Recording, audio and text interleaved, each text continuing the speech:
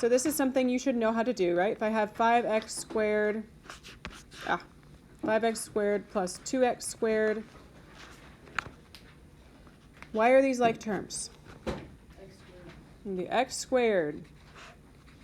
They have the same variable, same exponent, right? And then I combine them and I get what? 7x squared. This should not be news to you. We know how to do these. So today, that's what you see I've got highlighted. Like radicals have the exact same index and the exact same radicand. So just like these are like terms because their variable and exponent is the same, you need your radical and your index to be the same. So the stuff under the radical and the index. We're going to look at this example here. So first thing, hopefully you see it. It's this part right here. They have the exact same index.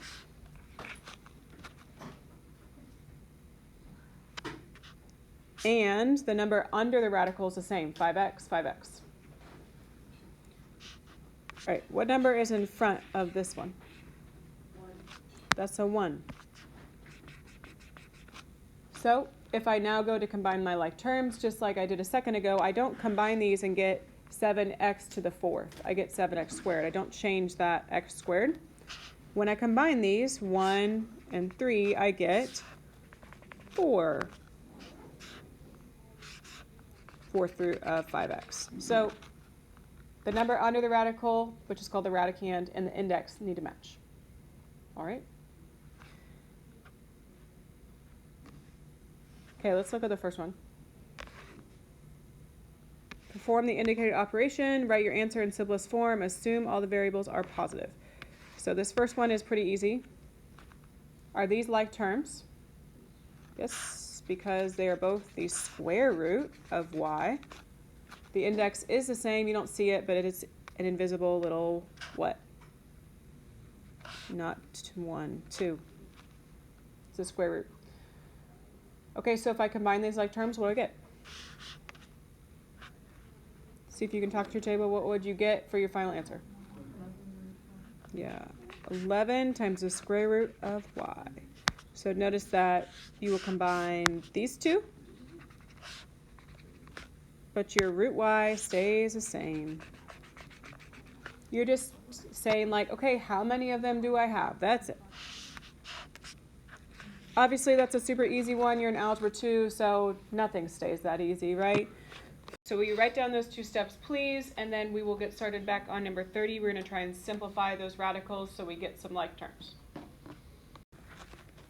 So first up, we're going to try and simplify these. The index is the same, but you'll notice, hopefully, that the stuff under the radical is not the same. So this checks out, but the other stuff does not. Which means you're going to have to simplify it. So it's 12. We're going to keep that out in front, your coefficient.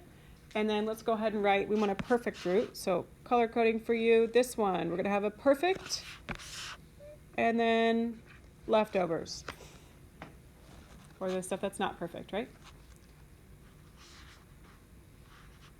And then we've got minus z, so I'm just keeping that the same. Actually, hold on, we'll do that in a second. Okay, let's deal with this one before we go to lunch. So let's start with 2. Is that a perfect cube? No. So it has to go over there. You can't break that up to make it a perfect cube. There's nothing you can do. Okay, and then z to the 5th. Is that a perfect cube? No. So then you do the same thing we did yesterday as how many times does 3 go into 5? 1 time with how many left over? 2. So you break it up, right, as the perfect cube, which is z to the 3rd. And then the leftover stuff, which is z squared.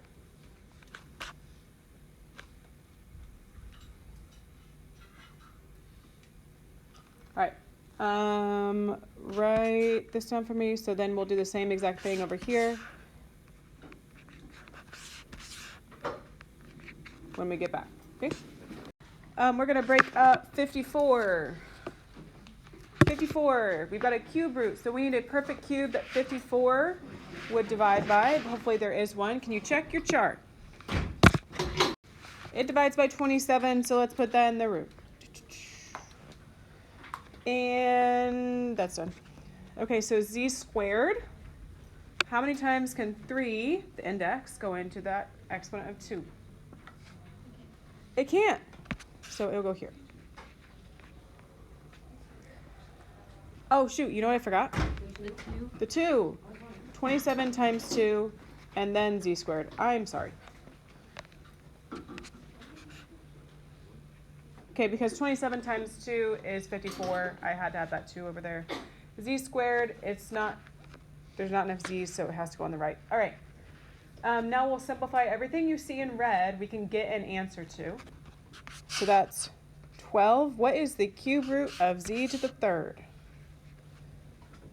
Z, because 3 goes into 3 one time. You just divide.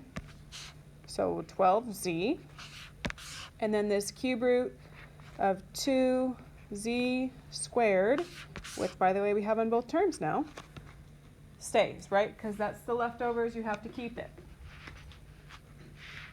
And then we'll have minus z. I'm not going to write it yet, though, because what's the cube root of 27? 3, right? And usually we don't do z3. That would be weird. So I'm going to go ahead and put the 3 first. We'll color code it, though, for you.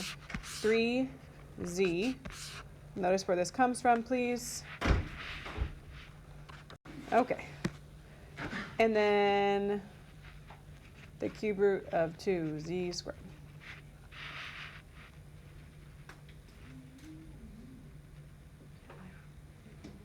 Okay, so all we've done is we've said, okay, we know what those are. Those were perfect cubes. We evaluated the ones you see in red. And so at this point, our radicals, you should see that they match. So all you are doing is, same thing as what we did at top a second ago. It's like having x squared and x squared. We're just going to deal with what's in front. 12z minus 3z is what? 9z. 9z, and then that thing in blue, that radical is not perfect, and so that's why it has to stay. That was the leftover stuff. They happen to be the same now, so you can combine like terms. So the whole goal is to get it simplified so that something matches, okay? If you're doing these problems correctly, then something should match.